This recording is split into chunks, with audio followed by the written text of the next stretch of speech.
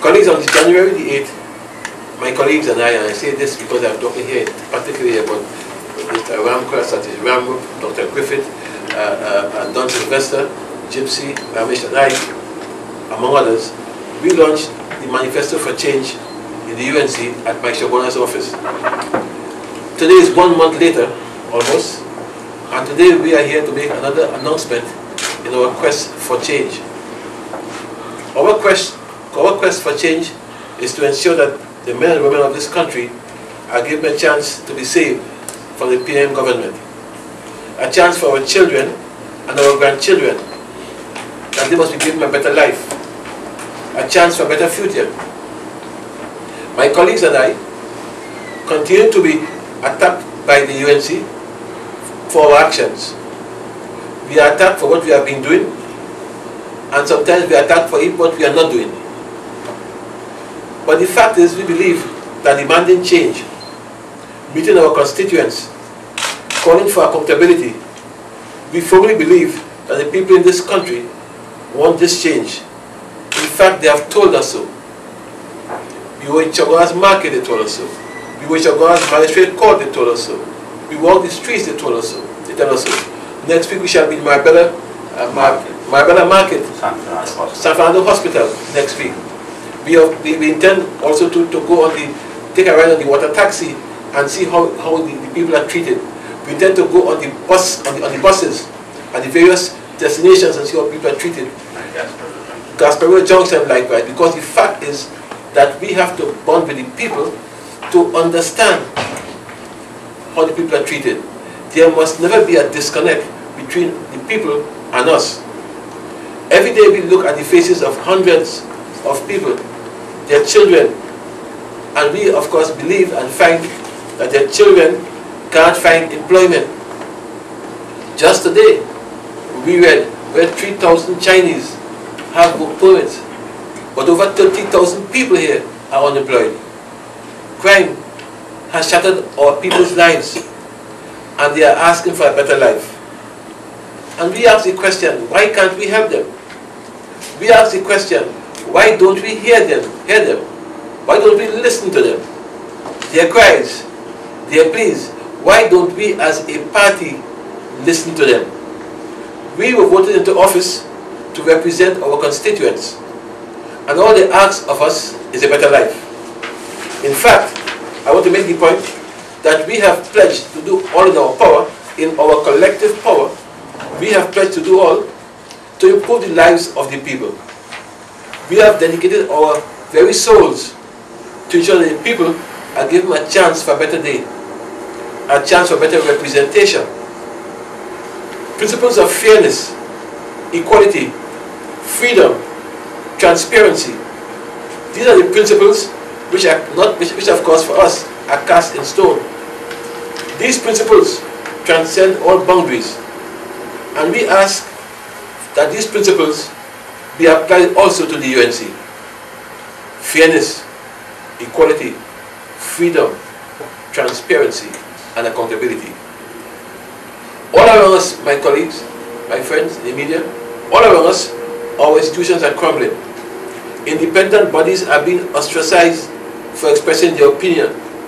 The Prime Minister walks into a media house, you recall, and threatened the media house, and 2 employees are suspended because they made comments during a newscast. A 10-year-old girl is brutally murdered, and the Prime Minister's response is to trivialize the brutal murder of a child. A child. When we cannot protect our youth, when we cannot protect the aged and the infirm, what does it tell you about the government? Do they really care? A report on the online network, Cyber Diver News Network, claims that this country has now become the murder capital of the world. Today, that is in Cyber News, that we have become the murder capital of the world, that we have become one of the most violent places in the world. It notes that the steady rise in violent crime, including an increase in homicides, has pushed this country ahead of Jamaica, where it says homicides increased in Jamaica 2% in 2008. In Trinidad and Tobago, it increased a staggering 38%. 48%. What more do we need to see? What more do we need to be told? Instead of finding a solution to the crime problem, the Prime Minister is now saying that he will deal with the Law Association, who want, he says, to remove his AG. Look at today's express if you think we are not speaking the truth, and you'll see for yourself.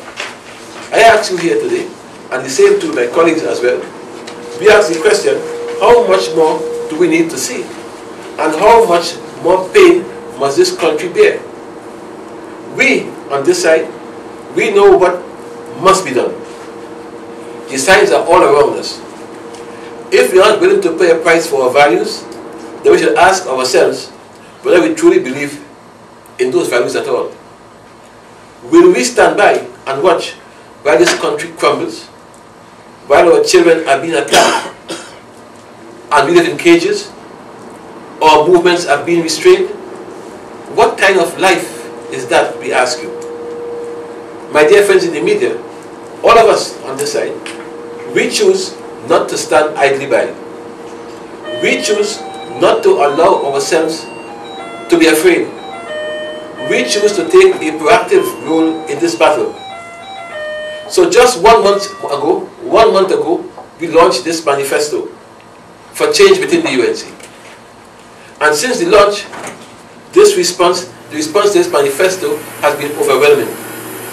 I will just read for you 2 or 3 of the responses which we have gotten back from over so far 40,000 people. 40,000 people so far, and going still, have given us their responses. And some of them, a guy for example named Rishi Budram, he says to us, excellent manifesto, but more needs to be done. This document has to reach the nation. Neela Maharaj, she says, I just quote a few lines of her, at the meeting in Faizabad on Monday, I was delighted to be presented with a copy of the Manifesto for Change. I, as a young woman, support the call for change. The politics of long ago doesn't work in these modern times. Our country is without direction. We live in a nation where no one respects anyone, where government ministers who are elected to serve the people seek only their own interests. Our government itself has no answer, and she goes on and on. Another guy, Eric Clement from Washington, he says, Mr. Warner, I left Trinidad almost a decade ago. I want to return home, but this is not the home I left. I say it again, but this is not the home I left. You and your colleagues give me hope. I believe in a manifesto for change, and I vow to assist in any way possible.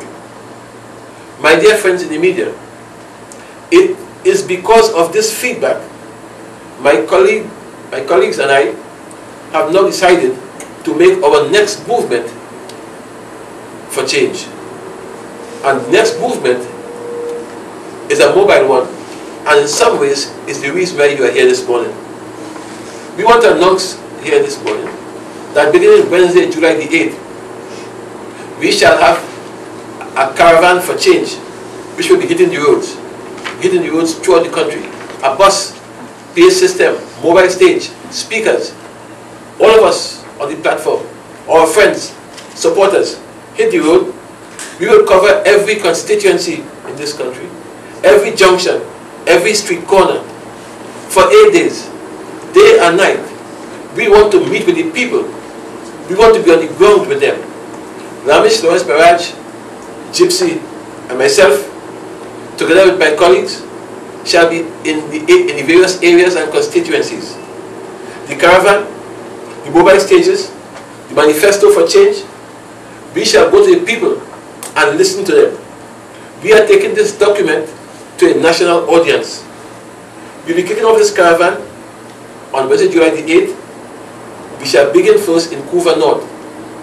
We shall begin exactly at Rienzi Complex, where of course we look at Rienzi Complex as the bastion of the old order.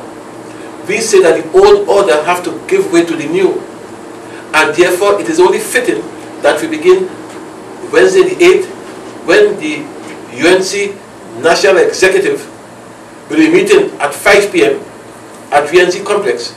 We shall begin there, because that executive which comprise 12 persons who are elected and 10 persons who are selected and who have not faced the polls for the last 4 years, we believe that we must send a message to them.